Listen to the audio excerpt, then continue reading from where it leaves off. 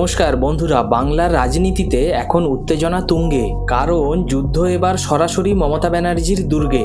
এই ভবানীপুর কেন্দ্রে বিজেপির হয়ে নেমেছেন শুভেন্দু অধিকারী। প্রথম দিনের প্রচারে যেটা দেখা গেল তাতে কি শুভেন্দু ঝড় বলা যেতে পারে? আজকের ভিডিওতে আমরা আলোচনা করব এই বিধানসভায় কে জিততে পারে এবং আসন্ন ভোটে মমতা ব্যানার্জির কাছে কি কি চ্যালেঞ্জ হতে পারে। ভবানীপুর মানেই মমতা ব্যানার্জির বাড়ি। এবার সেই ঘরেই বিজেপির তরফ থেকে দাঁড়ালো শুভেন্দু অধিকারী। এই শুভেন্দু অধিকারী যখন রাস্তায় নামলেন তখন দৃশ্যটা ছিল দেখবার মতো। চারিদিকে শুধু জয় শ্রীরাম এবং বিজেপি জিন্দাবাদ স্লোগানে ভরে গেল। এসব দেখে শুভেন্দুবাবু দাবি করেছেন তিনি প্রথম দিনই জনতার রায় পেয়ে গেছেন। শুধু পার্টি ওয়াকাররা নয়, সাধারণ মানুষ, অটো চালক, ট্যাক্সি চালক, ছোট ছোট দোকানদাররাও কিন্তু এই রাস্তায় নেমেছে। শুভেন্দু অধিকারীর দাবি মানুষের এত ভালোবাসাই বলে দিচ্ছে এবার পরিবর্তন সুনিশ্চিত। শুভেন্দু অধিকারী মানে নন্দীগ্রামের সেই ইতিহাস যেখানে তিনি মমতা ব্যানার্জিকে হারিয়েছিলেন, আর এবার ভবানীপুরে দাঁড়িয়ে তিনি আবার চ্যালেঞ্জ করলেন মমতা ব্যানার্জিকে। তিনি বললেন, নন্দীগ্রামের আন্দোলন আপনারা সবাই জানেন, এই আসনেও আমি মমতা ব্যানার্জিকে দ্বিতীয়বার হারিয়ে দেখাবো। তিনি আরও বলেছেন যে এটা ওনার নিজের সিদ্ধান্ত নয়, মোদিজি ওনাকে এই নির্দেশ দিয়েছেন। তিনি বলেন, যেহেতু মোদিজির আশীর্বাদ আমি পেয়েছি তাই মমতা ব্যানার্জিকে হারানো এখন সবথেকে বড় কাজ।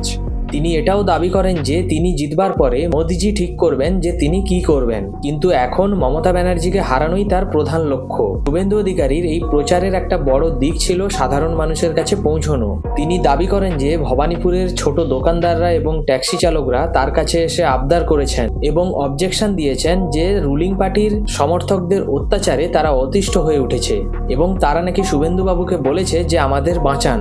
এই অভিযোগগুলো কিন্তু বাংলার রাজনীতিতে নতুন নয়, কিন্তু যেখানে মমতা ব্যানার্জি নিজে স্বয়ং প্রার্থী সেখানে দাঁড়িয়ে এমন অভিযোগ, এটা কিন্তু একটা বড় চ্যালেঞ্জের বিষয়। এই মিছিলে শুভেন্দু অধিকারী অনেক মানুষের কাছে নিজের মোবাইল নাম্বার পর্যন্ত দিয়ে এসেছেন যাতে তারা বিপদে পড়লে ওনার সাথে যোগাযোগ করতে পারে। শুভেন্দু অধিকারীর দাবি তার নিজের মধ্যে প্রবল আত্মবিশ্বাস আছে যে তিনি মমতা ব্যানার্জিকে হারাবেন। 33-34 বছরের কাজের অভিজ্ঞতাকে কাজে লাগিয়ে এখন মমতা ব্যানার্জির বিধানসভায় কিভাবে পদ্মফুল ফোটানো যায় এদিকেই মরিয়া শুভেন্দু অধিকারী। কিন্তু এই যুদ্ধ কি এতই সহজ? কারণ শুভেন্দু অধিকারীর বিরুদ্ধে একাধিক মামলাও রয়েছে। তিনি এটাও জানান যে তিনি হাইকোর্টের দ্বারস্থ হয়েছেন এটা জানতে যে তার বিরুদ্ধে কতগুলো মামলা এই মুহূর্তে রয়েছে। পুলিশ কি কোনো তথ্য লুকোচ্ছে? নমিনেশনের আগেই কি শুভেন্দুবাবুকে কোনোভাবে আটকানোর চেষ্টা করা হবে? এই প্রশ্নগুলো এখন উঠে আসছে, কারণ ভোট শুরু হতে না হতেই রক্তক্ষয়ী সংঘর্ষ শুরু হয়ে গেছে। ভাঙড়ে এখনই একজনের মৃত্যু হয়েছে বোমা বিস্ফোরণে। শুভেন্দু অধিকারীর কাছে এই বিষয় সম্পর্কে জানতে চাওয়া হলে তিনি বলেন, ডিজি এবং এডিজি পুরো বিষয়টি দেখছেন, কিন্তু প্রশ্ন হলো এই হিংসা কি সুষ্ঠু ভোটে বাধা হয়ে দাঁড়াবে? ভবানীপুর বিধানসভায় মমতা ব্যানার্জি কেন জিততে পারেন বা কোন কোন দিকটা পজিটিভ ওনার ক্ষেত্রে, সে বিষয়ে আমি জানালাম। যেহেতু ভবানীপুর মমতা ব্যানার্জির নিজের বাড়ি, তো সেখানে মমতা ব্যানার্জির নিজস্ব একটা ভোট থাকবে, যে ভোটটা কোনোভাবেই কনসুলেট হবে না, অর্থাৎ ওনাকে অনেকে এখানে ঘরের মেয়ে হিসাবেই ভোট দেবেন। এছাড়াও রয়েছে সরকারি প্রকল্প, যেমন লক্ষ্মী ভাণ্ডার হতে পারে, যুব শক্তি প্রকল্প হতে পারে। বিভিন্ন প্রকল্পগুলো যেহেতু মেয়েরা সুযোগ সুবিধা পেয়ে আসছে, তো তাদের ক্ষেত্রে হয়তো মমতা ব্যানার্জিকেই ভোট দেওয়াটা এই মুহূর্তে ইম্পর্টেন্ট মনে হতে পারে। সংখ্যালঘু ভোট ব্যাংক, ভবানীপুরে 24% সংখ্যালঘু ভোট ব্যাংক আছে। এই সংখ্যালঘু ভোট ব্যাংক পুরোপুরি তৃণমূলে পড়বে, এই বিষয়ে আত্মবিশ্বাসী মমতা ব্যানার্জি নিজেই। শুভেন্দু অধিকারীর ক্ষেত্রে কি কি ফ্যাক্টর এখানে কাজ করছে? একটা হলো নন্দীগ্রাম ফ্যাক্টর। যেহেতু তিনি মমতা ব্যানার্জিকে এর আগে হারিয়ে এসেছেন, সুতরাং লড়াইয়ের একটা অভিজ্ঞতা রয়েছে। সেই সেম অভিজ্ঞতা উনি হয়তো ভবানীপুরে কাজে লাগাতে পারেন। দ্বিতীয়টি হলো অ্যান্টি ইনকামবেন্সি বা অত্যাচার অভিযোগ।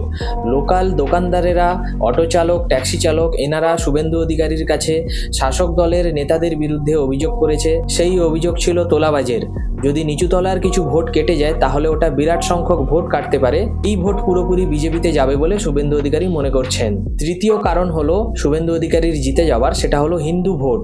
কারণ ভবানীপুর বিধানসভাতে অনেকেই বহিরাগত এবং ম্যাক্সিমাম গুজরাটের বাসিন্দা রয়েছেন। যেহেতু নরেন্দ্র মোদীজি গুজরাটের মুখ্যমন্ত্রী ছিলেন, তো গুজরাটের মানুষদের নরেন্দ্র মোদীর প্রতি একটা ইমোশন থাকতে পারে। সেদিক থেকে তারা হিন্দুত্ববাদীকে কাজে লাগিয়ে এবং নরেন্দ্র মোদীর দিকে তাকিয়ে পুরো ভোটটাই বিজেপিতে দিতে পারে। তাই ভবানীপুর বিধানসভায় 50-50 চান্স থাকলেও একটু হলেও শুভেন্দু অধিকারী খানিকটা এগিয়ে রয়েছে। বন্ধুরা, ভবানীপুরের এই লড়াই শুধুমাত্র কিন্তু একটা আসনের লড়াই নয়, এটা মমতা ব্যানার্জির প্রতিষ্ঠা এবং শুভেন্দু অধিকারীর কাছে চ্যালেঞ্জের লড়াই।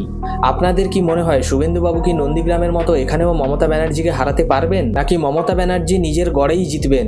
অবশ্যই কমেন্ট বক্সে আপনাদের মতামত জানাবেন। ভিডিওটি ভালো লাগলে লাইক, শেয়ার এবং সাবস্ক্রাইব করুন। পরের ভিডিওতে আবার দেখা হবে। ধন্যবাদ।